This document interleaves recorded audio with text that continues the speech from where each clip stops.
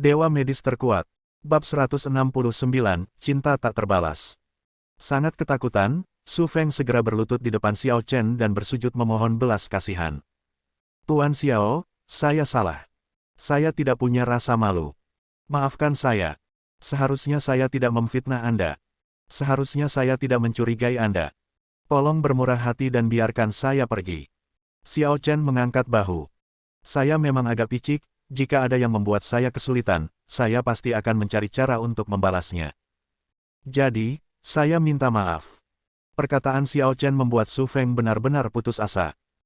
Sebenarnya, Xiao Chen hanya ingin menjual pil itu seharga 100.000 per pil, karena tujuan utamanya bukanlah menghasilkan uang, tetapi untuk menarik hati orang-orang itu, membuat mereka berbondong-bondong membeli pil itu dan mematuhi perintahnya. Tanpa diduga, Cheng Yaojin muncul di tengah jalan. Orang ini Su Feng sungguh tidak beruntung hingga dia harus keluar dan menimbulkan masalah bagiku. Ini memberiku kesempatan untuk mendapat uang tambahan. Saat ini, semua orang tidak dapat menahan rasa terima kasih kepada Xiao Chen, dan di saat yang sama, mereka tidak akan berpikir kalau penjualan Xiao Chen terlalu mahal. Mereka hanya akan membenci Su Feng. Mengapa dia begitu tidak tahu malu sampai keluar dan menimbulkan masalah bagi Xiao Chen? Baiklah. Usir dia. Aku akan mulai membicarakan bisnis dengan para bos. Xiao Chen mengusir Su Feng dan para pengikutnya, lalu pintunya ditutup. Semua orang yang hadir tidak dapat menahan rasa gembira. Akhirnya, kita sampai pada intinya. Meskipun saat ini hanya ada 3 jenis ramuan ini, ramuan-ramuan itu seharusnya dapat memenuhi kebutuhan semua orang yang hadir dalam waktu singkat. Mengenai masa depan, pasti akan ada ramuan-ramuan lain yang lebih baik. Akan tetapi, meskipun ramuan-ramuan ini sangat kuat, kecuali pil Jinyuan yang dapat menyembuhkan luka, setiap orang hanya perlu meminum 1 pil pelatihan Qi. Karena setelah meridian seni bela diri dibuka, pil-pil itu tidak lagi dibutuhkan. Mengenai pil umur panjang, pil itu tidak dapat diminum tanpa batas. Butuh waktu 2 bulan untuk mencerna dan menyerap kekuatan 1 pil sepenuhnya. Dan setiap orang dibatasi hingga 10 pil. Soal harga, aku sudah bilang, 10 juta per buah. Kalau menurutmu harganya terlalu mahal, jangan salahkan aku. Salahkan saja Dr. Su itu. Jumlah pil akan ditentukan oleh saya.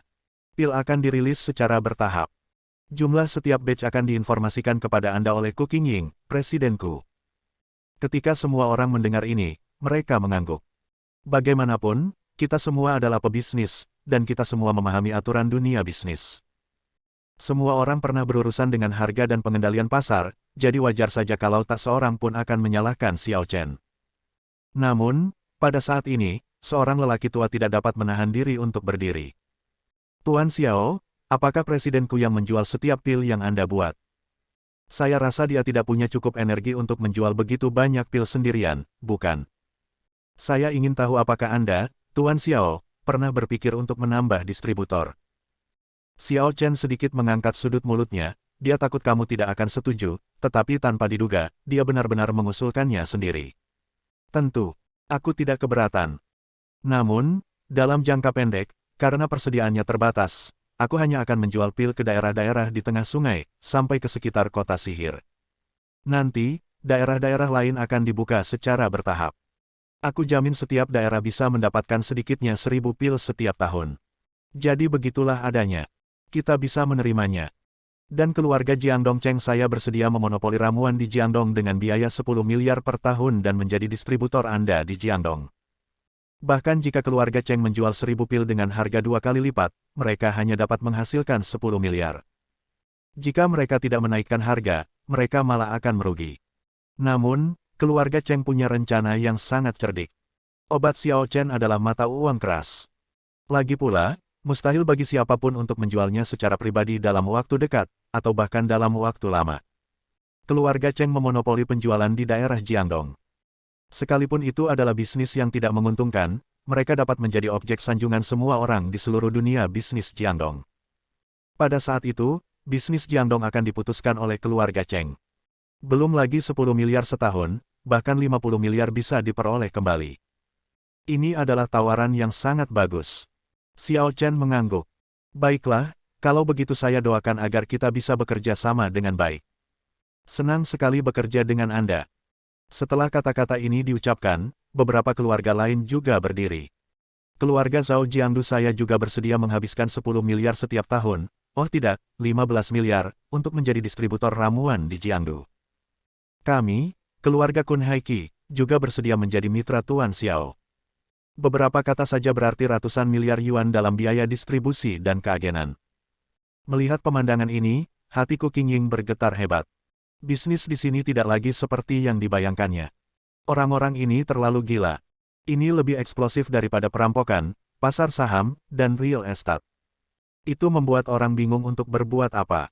Belum termasuk ramuan-ramuan, ratusan miliar setahun, bagaimana kalau 10 tahun? Bagaimana jika dealer dari tempat lain bergabung di masa mendatang? Jika ramuan ajaib disertakan, Xiao Chen mungkin bisa mendapatkan penghasilan triliunan dalam setahun.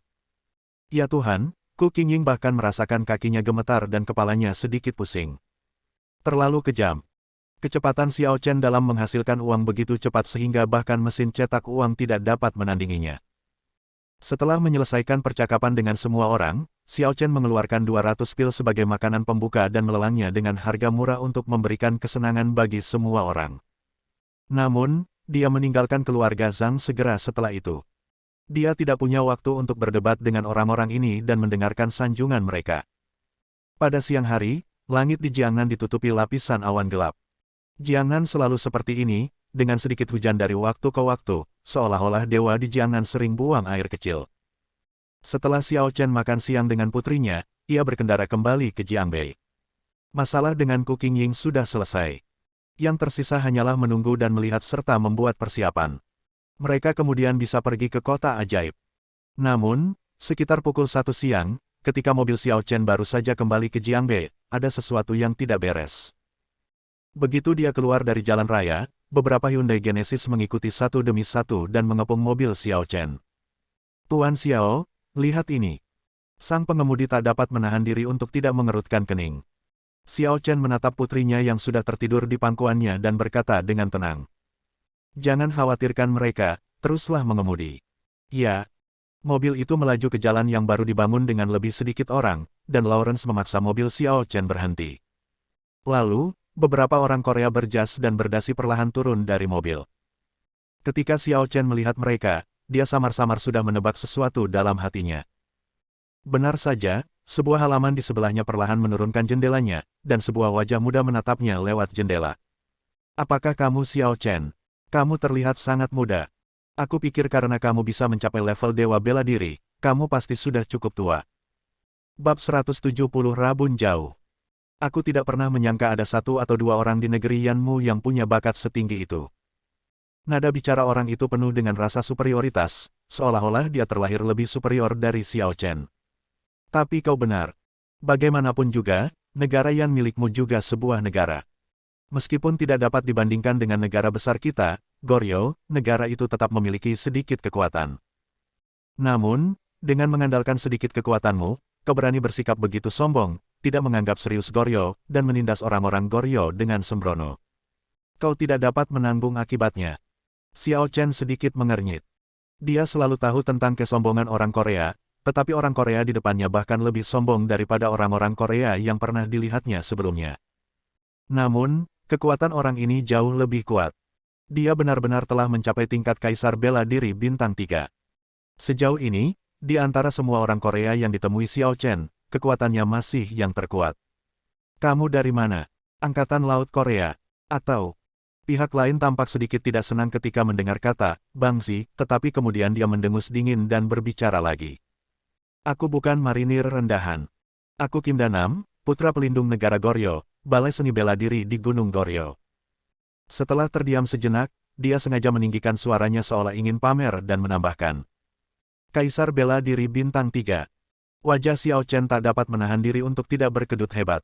Apakah seorang Kaisar Bela Diri Bintang 3 saja layak dipamerkan seperti ini? Namun bila saya pikirkan tentang sifat orang Korea yang selalu suka membanggakan diri, tampaknya tak ada salahnya jika mereka membanggakan Kaisar Bintang 3. Sambil menggelengkan kepalanya sedikit, dia berbicara lagi. Jadi kau di sini untuk membunuhku. Benar sekali. Kau telah membunuh begitu banyak master dari gauli kami sebelumnya, tetapi aku tidak menyangka bahwa kelompok naga Yan Guomu tidak menyerangmu. Kurasa mereka mungkin berpikir bahwa kau adalah seorang jenius yang langka, jadi mereka enggan membunuhmu. Sayang sekali mereka lupa akan kemarahan gauli kami. Mereka tidak menganggap serius gauli kami, dan mereka pikir kau bisa bertahan hidup. Sungguh konyol. Meskipun kamu hanya berada di level dewa bela diri, sepertinya agak membuang-buang bakat bagiku, seorang kaisar bela diri, untuk mengambil tindakan, tetapi tidak ada cara lain. Lagi pula, negara Yanmu juga memiliki beberapa kaisar bela diri.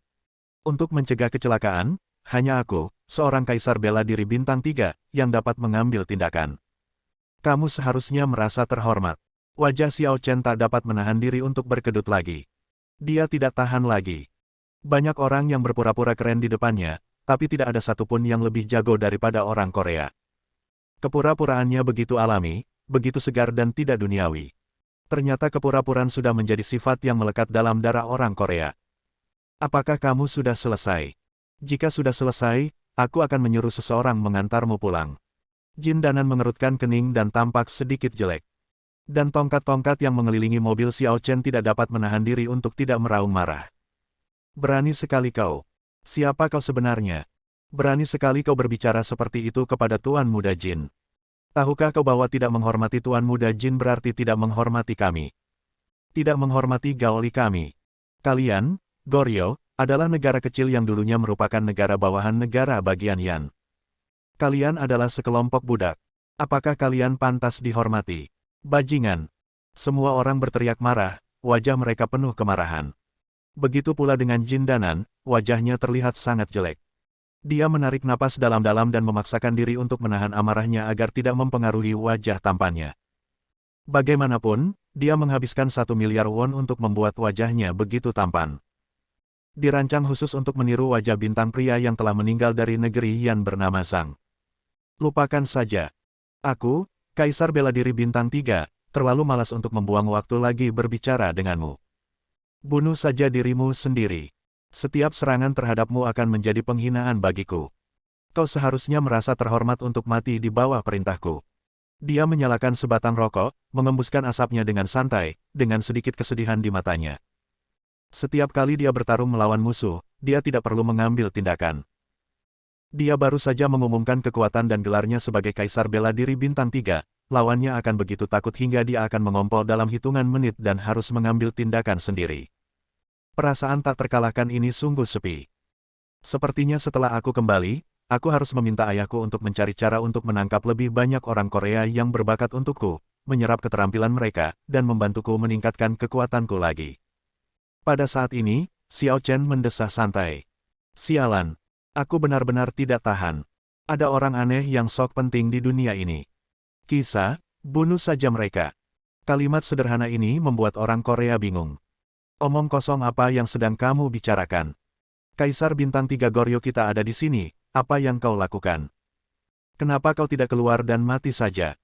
Begitu kata-kata itu terucap, semua ranting di sekitar mobil itu hancur berkeping-keping pada saat yang sama, tidak menyisakan satupun. Gerakan ini membuat pupil mata Jin Danan langsung mengecil. Apa yang terjadi? Wajahnya penuh kengerian. Matanya terbelalak.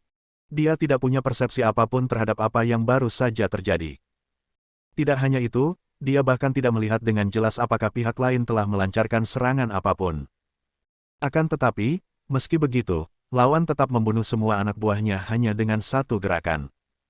Itu berarti kekuatan lawan sudah jauh melampaui kekuatannya, bahkan di luar jangkauan persepsinya. Kekuatannya tidak setingkat lawannya. Brengsek. Setelah meludah dengan ganas, Jin Danan tidak berani menunda sedetik pun. Ia berteriak dengan marah dan menghancurkan mobilnya hingga berkeping-keping, menewaskan pengemudi di tempat.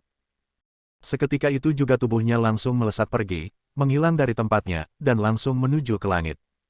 Kita harus melarikan diri dan kembali ke Goryeo segera. Itulah satu-satunya pikirannya saat itu. Tak kuasa menahan rasa penasarannya, Jin Danan menoleh ke belakang sembari terbang liar. Sosok hitam muncul di samping jendela mobil Xiao Chen pada suatu saat. Tingginya satu kepala lebih tinggi dari orang normal, setidaknya 1,9 meter. Dia memiliki rambut hitam dan mata hitam, dan tampak seperti manusia. Namun, aura yang dipancarkannya seolah-olah dia adalah seekor binatang raksasa dari zaman dahulu kala, dan kekuatannya luar biasa dahsyat. Seharusnya dialah yang baru saja membunuh anak buahnya. Dan, pada saat mobilnya meledak, dia berdiri di samping mobil Xiao Chen dan melindungi Xiao Chen. Kecepatan reaksi itu sungguh mengerikan. Jin Danan menarik napas dalam-dalam dan sedikit mengangkat sudut mulutnya. Jadi kenapa jika Anda berkuasa? Apa yang bisa kau lakukan menghadapi IQ-ku yang tak terkalahkan, Jin Danan?